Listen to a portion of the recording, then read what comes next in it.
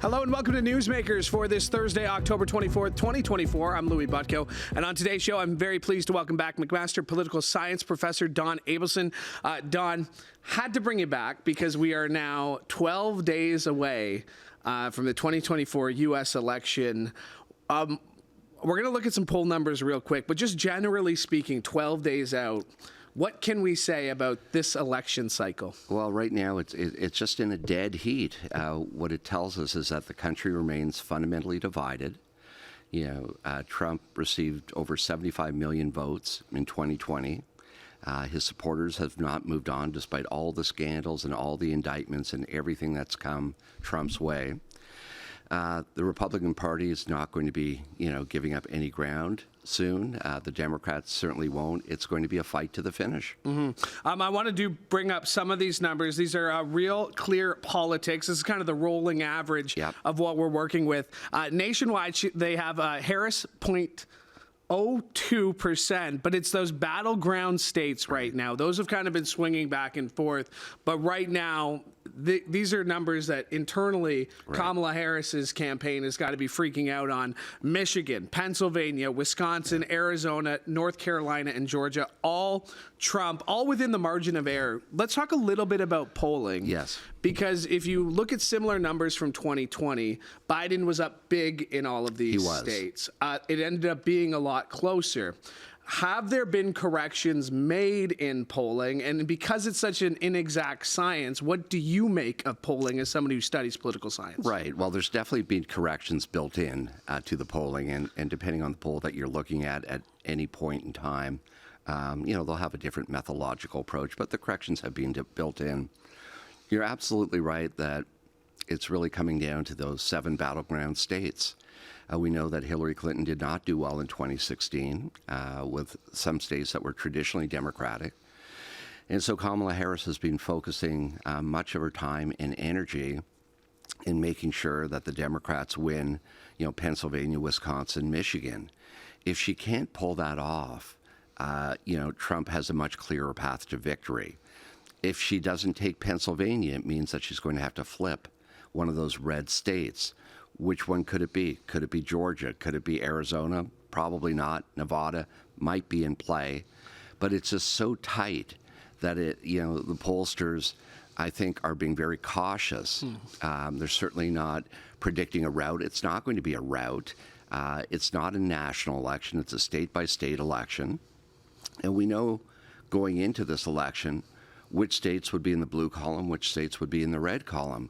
But as we've seen over the last 3 or 4 presidential electoral cycles, that the middle of the country, for the most part, remains bright red. The coastlines are blue. That has not changed. What's going to change are the numbers with respect to the popular vote. So even if Harris wins the popular vote, she can still easily lose the Electoral College vote, and vice versa.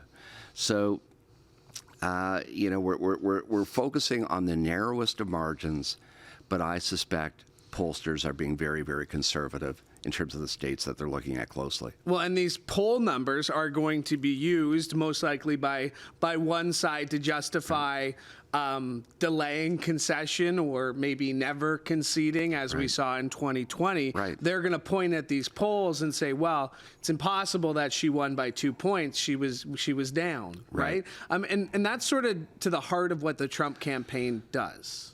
Oh, absolutely. And the Trump campaign has already hired a litany of lawyers to begin the paperwork, in the event that Trump loses. So that's not going to go away. They've already have all their ducks lined up.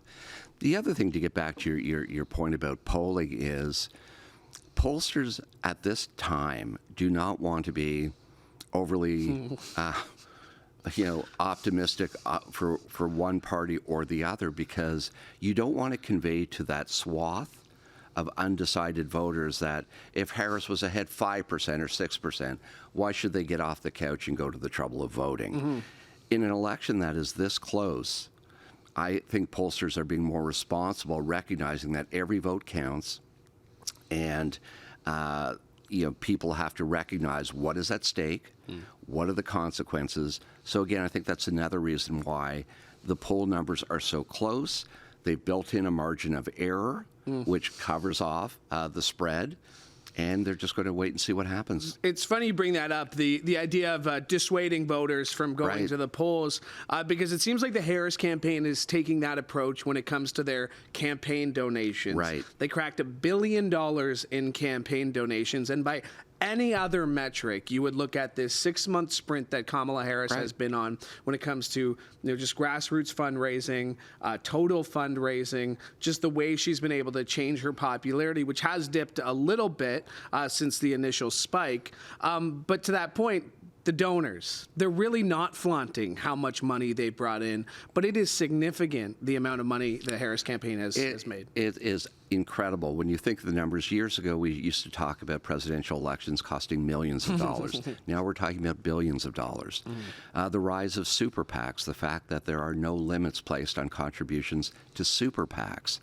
So people like Elon Musk and others figure very prominently in this election because not only are they providing incentives, $1 million wins for some voters, but they are able to invest in ads. They are able to cover off huge markets with the money they're prepared to invest. And the legality of that sweepstakes still being discussed. That one being that Elon Musk can't pay people to vote, but that appears to be what he's doing. Let's stick with the Trump campaign because it was.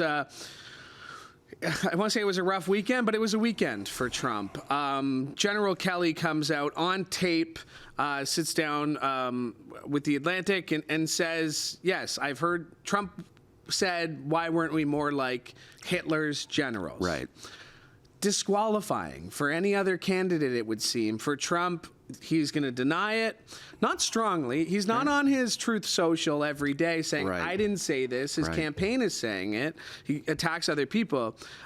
It wouldn't be a surprise if Trump were to have said nice things about Hitler, because he says nice things about Putin. He says nice things about Kim Jong-un, and he says nice things about Xi. So nobody should really be surprised that this has been said. No one should be surprised, but here's the thing with Trump. It's like the Holiday Inn ad, right? The best surprise is no surprise.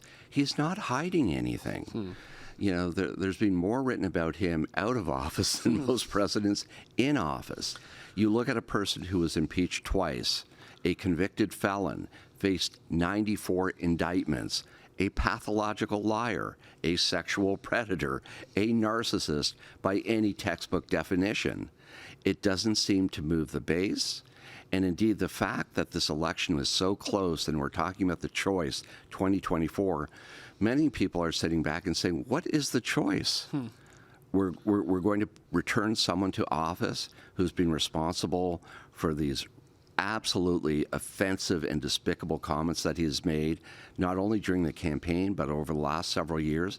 What has happened to integrity and character? So if you could just set the politics aside for just 1 second and say, this really isn't about conservative principles or liberal principles. Elections really are about leaders who can demonstrate that they have character and integrity. Well, we know where Donald Trump would land on that, but people, particularly his supporters, of course, are prepared to ignore just about anything. It would be interesting, from your comment about John Kelly. Most conversations in the Oval Office are recorded. And the one thing that Donald Trump doesn't know is the people like Kelly and others that are coming out, painting a very disturbing picture of Trump. You don't know if they had devices on them to record the conversations. All they needed was their cell phone. So I think Trump has to be a little careful because you never know what's going to surface over the next several weeks. Well, I was just about to ask that because I was thinking, when you were talking about taking notes in White House meetings, I went straight to James Comey and the notes that he took. That's correct. Post-election, right?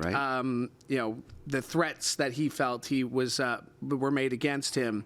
To that point, we get what we find October surprises. Right. And maybe this General Kelly was supposed to be the first of one. Maybe it already seems to be going into the background. I know Kamala Harris yesterday said that, yes, I agree. I do think he's a fascist, which is an interesting comment that I want to get to. But tell us a little bit about October surprises. Right. And even with this president, should we not be surprised by anything this cycle? Well, let's get to the latter point first. I don't think anyone should be surprised. Are they surprised? Should you be surprised that Trump has authoritarian leanings? No. Should you be surprised that, or should one be surprised that he embraces totalitarian leaders? No. Trump never wanted to be president. He wanted to be a king. He didn't want to work within a constitutional system of checks and balances. He wanted the power, the authority, as did Richard Nixon, to wave a magic wand and do whatever he wanted to do.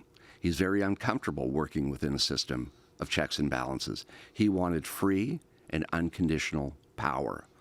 That's not how a republic works. Power flows directly from the people. In terms of October surprises, one issue that is resurfacing, there's a recent book by Craig Unger, Pulitzer Prize-winning journalist about this, was during the late 1970s, the presidential campaign between Jimmy Carter and Ronald Reagan. And people will remember of that vintage that every day after the American hostages were taken in Tehran, that there would be a little flag at the top of the screen indicating how many days that people were in captivity.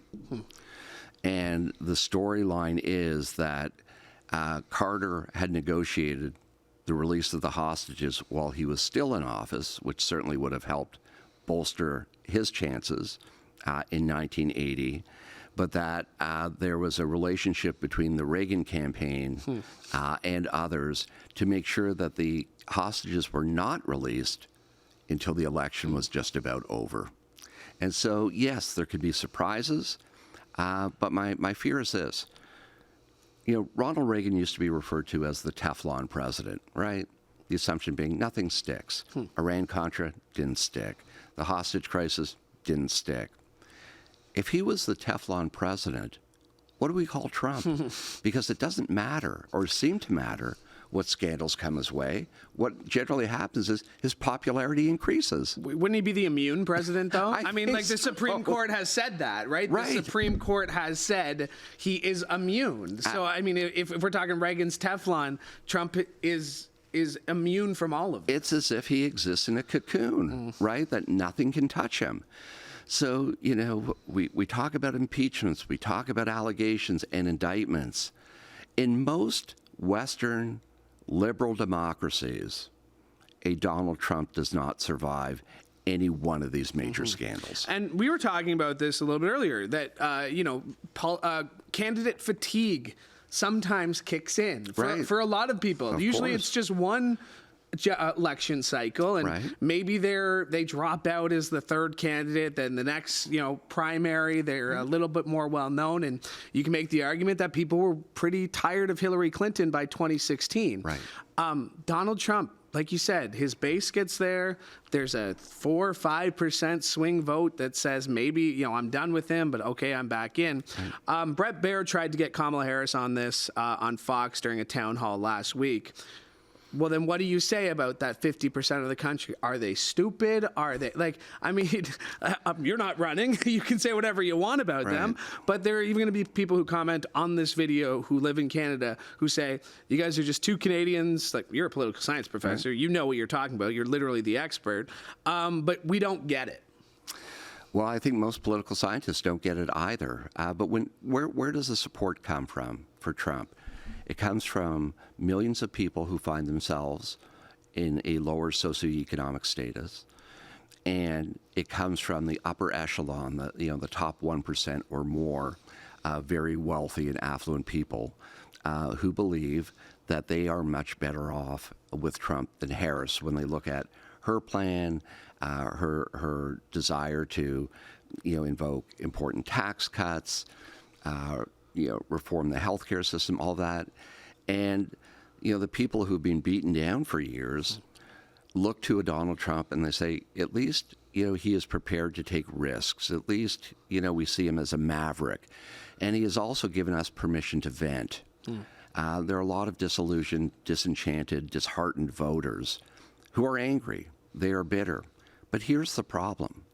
Back in 2020, my colleagues and I, made the observation that, Trump has left Washington, albeit reluctantly, but Trumpism will not go away. And if anything, Trumpism has become more emboldened over the past 4 years. He's been able not only to maintain, but to expand, a little, the solid base of over 75 million people. Regardless of the outcome of the election, you're still going to have these tectonic plates, representing the Democratic Party and the Republican Party, that are moving toward each other. Neither party is prepared to give up any ground to achieve common ground. What happens with all that energy? What happens with all that anger? Of course, we're going to have to pay attention to what happens in the House and the Senate. It is entirely conceivable that you could have, Trump taking the Oval Office, but people engage in a phenomenon that we used to refer to more as split ticketing or ticket splitting, that they say, we feel more comfortable with Trump in the Oval Office, but we still believe in our checks and balances, so let's put the Democrats, and get them back in charge of the House and let them retain the Senate. And that way, you end up really in a deadlock. That is possible. We'll have to see what happens. But what concerns me is the emergence of political violence, the fact that you have a Donald Trump who has already convinced millions of people that the 2020 election was rigged, and if he loses, the same narrative is going to be developed even further. Yeah, despite the fact that every court case from the 2020 election that even went through judges that were appointed by Trump, all failed. The fact that he's been charged for trying to influence votes as well in Georgia. Let's talk about Kamala Harris, because again, we talked about her fundraising numbers, but just strictly from a campaign, again, this is somebody who was really thrust in the spotlight. Most traditional presidential campaigns don't start, mid-year election year. Of course, she had a bit of a head start as being vice president. That also holds people back. There aren't a lot of people who have served as both vice president and president. What would you make of her campaign and how she has gone about, getting her name out there and trying to clear up misconceptions about her? Right. Great question. The first thing about Harris is that, millions of Americans have said, where has she been over the last 4 years? We barely heard from her. We've barely seen her. That is not uncommon. Presidents generally do not choose vice presidents who are going to overshadow them. So it's not surprising that Kamala Harris, in many ways, has operated in the shadows. In some sense, that might help her in terms of plausible deniability. I really had nothing to do with that. But on the other hand, Americans want to be comfortable knowing who's going to be standing behind the seal of the President of the United States. It would have been much better, I think, democratically, I think from a credibility perspective, if there had been time to hold Democratic presidential primaries, to give people an opportunity to throw their hat into the ring, and to give Kamala Harris an opportunity to really stand out. That was a problem. The other issue is she's walking a tightrope. She's thinking every morning when she gets up, do I distance myself from the Biden administration or do I embrace it? And the answer is both, because on some issues, she wants to assert herself to say, oh, I played a major role in that. If not for my, tie-breaking vote in the Senate, this would never have happened. So she's in a very, very delicate and sensitive position. She wants to assert her independence, her autonomy, her ability to make difficult decisions, while at the same time either defending or moving away from the Biden record. So she finds herself in it's a very awkward position to be in. And we've seen her attacked sort of for both. She was on The View a few weeks ago and said, I wouldn't change anything, and was quickly went after her. And then Walz stepped up this week and said there are things she would have done differently for sure. It's a near impossible task, projecting the next 12 days. But what would be some key things to watch for over the next week and a half when it comes to nobody's going to know. Nobody's going to know on November 5th, November 6th, and so on. It's going to take some time. But what would be some key events you'd be looking at the next week or so? You know, it's really unfortunate that Trump did not agree to debate Harris again. So millions of people tuned in to watch the town hall. Trump was not there. You know, people will be looking for, you know, particularly the undecided voters. I mean, if you've already decided, there's really nothing that's going to change your opinion. You know, people are going to be looking for, you know, more concrete messages coming out of the Harris campaign. If they're sitting on the fence, is there one thing that might, you know, take them to one side or the other? Given the number of explosive stories there have been, I can't imagine at this point something else coming out that would derail Trump. If you cannot be dissuaded from voting for Trump after you've listened to John Kelly and all the other people that were in the Trump administration who have, you know, said emphatically and repeatedly that he poses a danger to American democracy, I don't know what is going to persuade you. So I think Harris has to stay on message. She has to continue to lay out a plan and a vision, and to try and get to those undecided voters as much as possible. But unlike Hillary Clinton in 2016, who took for granted that you know, that strong blue wall was going to stand, Harris knows that her political fortunes and the fortunes of the company depend on her holding on to Wisconsin, Pennsylvania, Michigan. I think it's pretty telling. We saw Obama this week, right? And, you know, he had always said, and ever since he's left office, he's been very particular about when he campaigns and where he campaigns. We saw him this week. Bruce Springsteen, I believe, is going to introduce him at an event this week or tonight in Jersey. We talked about the actual election day. We talked about just how close an election this is. You know, people will go back to the Gore-Bush 2000 and the results and how long that took. And, you know, Gore conceded. Eventually, it took the Supreme Court telling him, but he conceded. What do you think this election looks like the next day? Will Trump already have claimed victory? I mean, I guess he'll probably claim victory on election night. Yeah, I have no doubt. But what to look for, getting back to your other question, is there any movement in some of those red states? Georgia, Nevada, Arizona. Could something happen there? Could the Democrats take North Carolina? So, you know, Trump and Harris have two very different paths to victory. Trump's path goes through the Sun Belt states, and Harris, you know, through the Rust Belt. A lot is going to depend on voter turnout. There were millions of people who could have exercised their right to vote in 2016, and they didn't.